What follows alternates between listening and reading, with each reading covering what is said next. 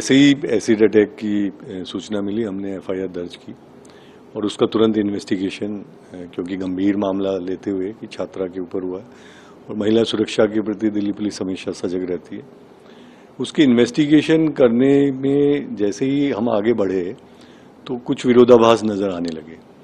तो हमने और गहनता से उसकी अन्वेषण किया और पता चला कि काफी हद तक वो कहानी झूठी है और जिन व्यक्तियों के ऊपर आरोप है वो मौके पे थे ही नहीं।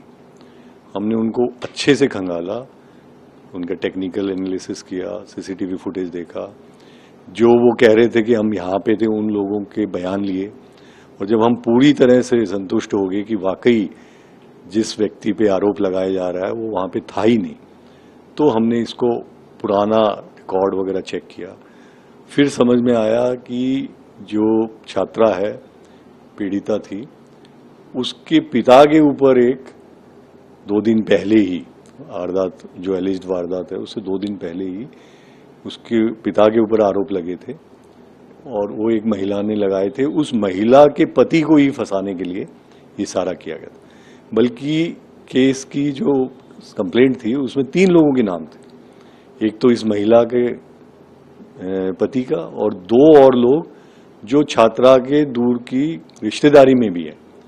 उन रिश्तेदारों के साथ इनका केस चल रहा है मंगोलपुरी में, एक प्लॉट का झगड़ा, और उस प्लॉट के झगड़े में एक औरत जो कि एक मालिकाना हक था उसका, उसके हस्बैंड की डेथ हो गई थी और ये लोग उसके प्लॉट पे कब्जा करना चाह रहे थे। उस औरत पे इन लोगों ने एसिड फेंका था। जो छात्रा के फादर का साला और बाकी कुछ 3-4 रिश्तेदार थे, जो कोर्ट में ट्रायल पे चल रहा है। तो फिर सारी परत की परत खुलती चली गई और हमने इसमें बहुत तेजी से इन्वेस्टिगेशन किया। सारे लोगों के इधर से बयान लेना, पुरानी हिस्ट्री को जुटाना, फुटेज देखना, एनालिसिस करना टेक्निकल, और कल फिर सारी कहानी क्लियर होगी। परसों का इंसिडेंट था कि ये सारा झूठा एक कॉन्स्पिरेसी षड्यंत्र के तहत किया गया था और मकसद था कि छात्रा के फादर को उस केस से बचाना और उन लड़कों का जो बाकी 2 लड़के थे कि उस केस में कॉम्प्रोमाइज करना। तो एक तीर से 2 शिकार करने की इन्होंने कोशिश की कि दोनों केस सेटल हो जाएंगे और इन दोनों को इसमें आरोपित बना देंगे, उधर उन लड़कों को और इधर इनको, तो हमारा बचाव हो जाएगा। लेकिन जैसे कि आप जानते हैं, अपराधी कितना भी शातिर हो, कुछ ना कुछ गलतियां कर ही देता है। जब उसको बारीकी से हमने देखा तो सारी कहानी हमें झूठी नजर आई। सर, इस मामले में मास्टरमाइंड कौन है? किसने ये पूरी प्लानिंग रची थी? क्योंकि इसमें लड़की भी शामिल है, उनकी बेटी भी शामिल है, या पिता जो मास्टरमाइंड तो छात्रा का जो पिता है अकील खान ही है, उसके साथ उसका भाई, एक इसका बेटा और कुछ और रिश्तेदार हैं जो उस केस में, मंगोलपुरी वाले केस में, इन सब ने मिलकर षड्यंत्र रचा था। और चूंकि इन्वेस्टिगेशन अभी जारी है, एग्जैक्ट रोल आज हम इसको वेरीफाई करके और फिर कोर्ट को बता देंगे। सर, कितने लोगों की गिरफ्तारी इस मामले में हो गई है कि ताकि? अभी हमने गिरफ्तारी तो अकील खान की है उस केस में जिसमें उसके ऊपर यौन शोषण के आरोप और ब्लैकमेलिंग के आरोप थे। उसके बाद अब जितनी कहानी परत निकलेगी, क्योंकि इसमें एक प्रोसीजर होता है, जब हम ऑलरेडी एक केस दर्ज है तो उसको हम पहले क्लोजर करते हैं, फिर उसकी झूठी एफआईआर कराने के आरोप में और इस कॉन्स्पिरेसी के आरोप में फिर एक अलग मामला दर्ज होके बाकी सबके खिलाफ एक्शन हो। तो बेटी के खिलाफ जिसने ये जो एसिड वाली जो कहानी थी, उस वो क्या किया था उसने? अपने हाथों में जो चोट लगी थी उधर, उसके बारे में?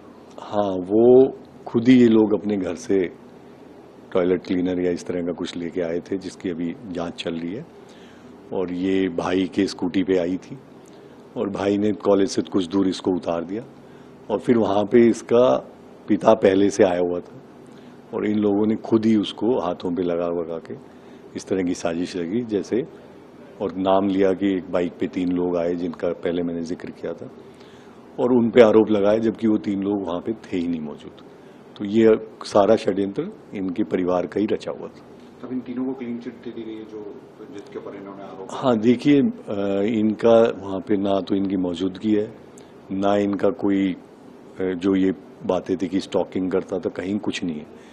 ये जो आदमी है जिसका नाम लिया गया था, बल्कि इसकी जो पत्नी थी उसका भी शोषण कर रहे थे ये लोग।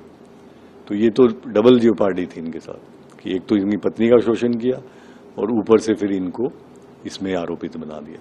तो एक निर्दोष आदमी को अच्छा हुआ हमने बहुत जल्दी जांच करके, नहीं कई बार क्या होता है हड़बड़ी में पुलिस उसको, हाँ कि पुलिस उसको अरेस्ट करो, लेकिन वो बेचारा बार बार बोल रहा था कि मैं तो था ही नहीं, मेरे को क्यों अरेस्ट कर रहे।